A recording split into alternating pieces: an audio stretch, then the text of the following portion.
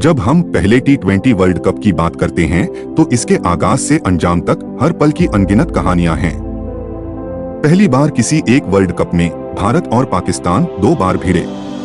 भारत ने पहली बार उसे बॉल आउट किया, जी वही जिसमें उथप्पा, सहवाग और भज्जी हमारे शार्प शूटर साबित हुए, और युवराज सिंह के वो 6 छक्के जिसने हर भारतीय की छाती चौड़ी कर दी थी। कैप्टन कूल MS धोनी भी हमें इसी वर्ल्ड कप में मिले, जिन्होंने सिखाया कि दुश्मन की जेब से बाजी कैसे छीनी जाती है। तो शुरुआत करते हैं 11 सितंबर 2007 से। यही वो दिन था जब इस महाकुंभ का पहला मुकाबला खेला गया। 13 दिन चले इस विश्व कप में भारतीय टीम के पहले ही मैच में पानी फिर गया। स्कॉटलैंड से मैच बारिश से धुल गया और दोनों टीमों के बीच अंक बांट दिए गए। भारत और स्कॉटलैंड के ही ग्रुप में पाकिस्तान भी था। उसने एक दिन पहले ही स्कॉटलैंड को हराया था। इस कारण भारत से उसका मुकाबला और दिलचस्प हो गया। MS धोनी की टीम के लिए ये मैच एक तरह से डू और डाई वाला हो गया। हारने पर अगले राउंड का दरवाजा बंद हो सकता था, यानी अब भारत अगले राउंड में तभी जा सकता था जब वह पाकिस्तान से हारे नहीं। लेकिन पाकिस्तान अगर भारत के सामने हो तो ऐसा कब होता है कि मुकाबला आसान हो जाए। करोड़ों खेल प्रेमियों की निगाहें अब भारत पाक मुकाबले पर थीं। खेल प्रेमी अपनी अपनी टीमों की जीत के लिए दुआएं कर रहे थे, पर ऊपर वाले ने तो कुछ और ही सोच रखा था।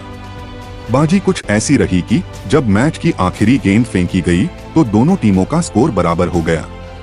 ना कोई जीता और ना कोई हारा, मैच टाई हो गया था। और इसके साथ ही भारतीय खेल प्रेमियों की धड़कनें बढ़ गईं। अब क्या होगा?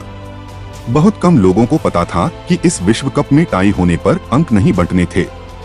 मैच टाई होने पर दोनों टीमों को फिर मैदान पर उतरना था, लेकिन किसी टीम को बैटिंग नहीं करनी थी। बस गेंदबाज चुनने थे और विकेट कीपर। गेंदबाज को विकेट को हिट करना था। विकेट हिट तो 3 सुपर हिट। लेकिन हैरानी तब हुई जब भारत ने स्टंप्स हिट करने के इस बॉल आउट मुकाबले में तेज गेंदबाजों की बजाय हरभजन और पार्ट टाइम स्पिनरों को उतार दिया। एक बार तो लगा कि यह हो क्या रहा है। पाकिस्तान की ओर से शाहिद अफरीदी, उमर गुल और यासिर अराफात के हाथ में गेंद थी, तो धोनी ने भज्जी, सहवाग और उथप्पा को गेंद थमा दी। धड़कनें पहले से ही तेज थीं और धोनी के इस दाव ने BP भी बढ़ा दी थी। लेकिन धोनी को ऐसे ही कैप्टन कुल नहीं कहा जाता। भज्जी, सहवाग और उथप्पा तीनों ने स्टंप्स को हिट किए, लेकिन पाकिस्तान का कोई भी गेंदबाज स्टंप्स को हिट नहीं कर सका। भारत ने बॉल आउट जीतकर अगले राउंड में जगह बना ली थी। उस वक्त टीम के कोच रहे लालचंद राजपूत बताते हैं कि उन्होंने और धोनी ने टूर्नामेंट शुरू होने से पहले ही सारे नियम पढ़ डाले थे। यही कारण रहा कि भारत ने टाई होने पर होने वाले इस बॉल आउट की भी तैयारी की थी। 5-5 खिलाड़ियों को ग्रुप में बांटकर प्रैक्टिस की गई थी। अगले पड़ाव पर यानी सुपर 8 में भारत के सामने मेजबान दक्षिण अफ्रीका, इंग्लैंड और न्यूजीलैंड की टीमें थीं। लीग स्टेज की तरह सुपर 8 में भी भारत को पहले ही मैच में तब झटका लगा जब वो न्यूजीलैंड से हार गया। इसके साथ ही उसके बाकी दोनों मुकाबले फिर डू और डाई जैसे हो गए। अगर सेमीफाइनल में जगह बनानी थी तो इंग्लैंड और दक्षिण अफ्रीका को हराना था, पर जैसे धोनी के धुरंधरों को ऐसे ही दबाव का इंतजार रहा हो। न्यूजीलैंड से हार के 2 दिन बाद भारतीय टीम इंग्लैंड के सामने आई और 218 रनों का पहाड़ खड़ा कर दिया।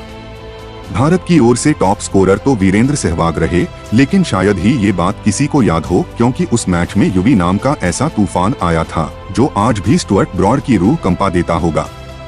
जी बिल्कुल, यही वो मैच था जिसमें ब्रॉड ने अपने साथी की स्लेजिंग की कीमत चुकाई थी। माजरा यह था कि जब युवराज बैटिंग कर रहे थे तब फ्लिंटॉफ ने उन्हें कुछ अपशब्द कह दिया। युवराज भी कहां पीछे रहने वाले थे, उन्होंने भी इस अंग्रेज को उसी की भाषा में जवाब दिया। अंपायरों ने बीच बचाव कर खेल तो आगे बढ़ाया, पर युवराज का गुस्सा 7वें आसमान पर ही रहा। इसका खामियाजा ब्रॉड को भुगतना पड़ा, जो अगला ओवर लेकर आए। युवराज ने इस ओवर में एक के बाद एक लगातार 6 गगनचुंबी छक्के जड़ दिए।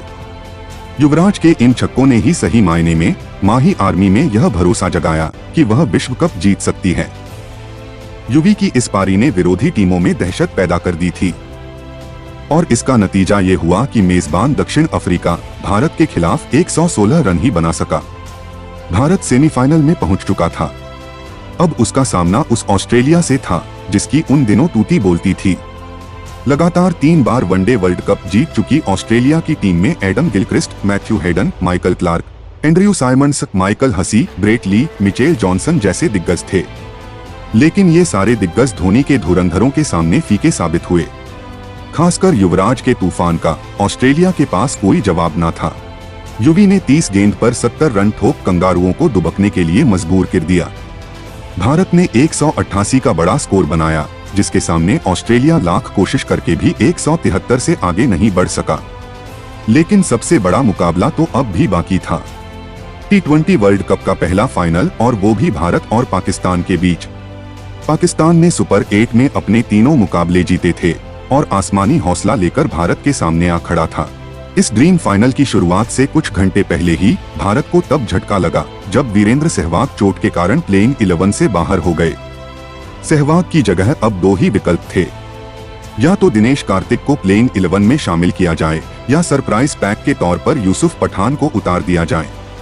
पठान ने अब तक एक भी इंटरनेशनल मुकाबला नहीं खेला था और उनका विस्फोटक अंदाज मैच में फर्क पैदा कर सकता था। यही वो बात थी जिसने यूसुफ को प्लेइंग 11 में जगह दिला दी। ये फैसला कारगर भी रहा, क्योंकि यूसुफ ने ओपनिंग करते हुए 8 गेंद पर 15 रन का केमियो खेला, जिसने पाकिस्तानी गेंदबाजों को प्लान बी की ओर जाने को मजबूर कर दिया। भारत ने फाइनल में 157 रन का स्कोर बनाया। गंभीर 75 रन बनाकर टॉप स्कोरर रहे। रोहित शर्मा ने 30 रन की खूबसूरत पारी खेली। लेकिन मैच का असली रोमांच तो बाकी था। ये रोमांच पाकिस्तान की पारी के दौरान तब आया जब उसके कप्तान मिसबाह उल हक क्रीज पर अड़ गए। भारत ने विपक्षी टीम के 6 विकेट तो महज 77 रन पर झटक लिए थे, पर मिसबाह हार मानने को तैयार नहीं थे। वो खेल को आखिरी ओवर तक ले गए। जब आखिरी ओवर शुरू हुआ तो पाकिस्तान को जीत के लिए 13 रन बनाने थे और उसका सिर्फ 1 विकेट बाकी था। उधर भारत अपने सभी प्रमुख तेज गेंदबाजों के ओवर करा चुका था और उसके सामने ऑफ स्पिनर हरभजन सिंह, यूसुफ पठान या मीडियम पेसर जोगिंदर शर्मा से गेंदबाजी करने का विकल्प था। धोनी ने इस नाजुक मौके पर जोगिंदर शर्मा पर भरोसा जताया। अब उनकी गेंदबाजी से ही ये तय होना था कि भारत ट्रॉफी लेकर लौटेगा या नहीं। जोगिंदर की पहली गेंद वाइड गई। अगली गेंद पर 1 रन बना। इसके बाद मिसबाह ने जोरदार छक्का जड़ दिया।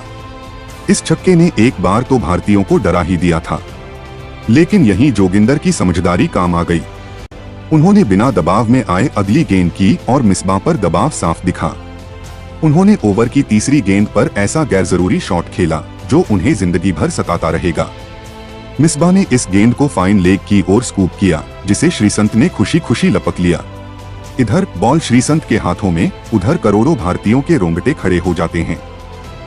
किस्सों कहानियों में 1983 वर्ल्ड कप की जीत का जिक्र सुनने वाले भारतीय खुशी से झूम उठते हैं। सिनेमाघरों, चौराहों, गली के नुक्कड़ों, घर के कमरों, घाटों पर जश्न मनाना शुरू हो जाता है। ऐसा जश्न जिसे एक बड़ी आबादी ने इससे पहले कभी नहीं देखा था। सामूहिक जश्न, जैसे हर क्रिकेट प्रेमी की व्यक्तिगत उपलब्धि का जश्न हो। ये जश्न चैंपियन होने का जश्न था। T20 वर्ल्ड कप में भारतीय टीम के चैंपियन होने का जश्न 15 साल बीत जाने के बाद भी, जिसकी खुशियां आज भी हर भारतीय के चेहरे पर साफ तौर पर दिख जाती हैं।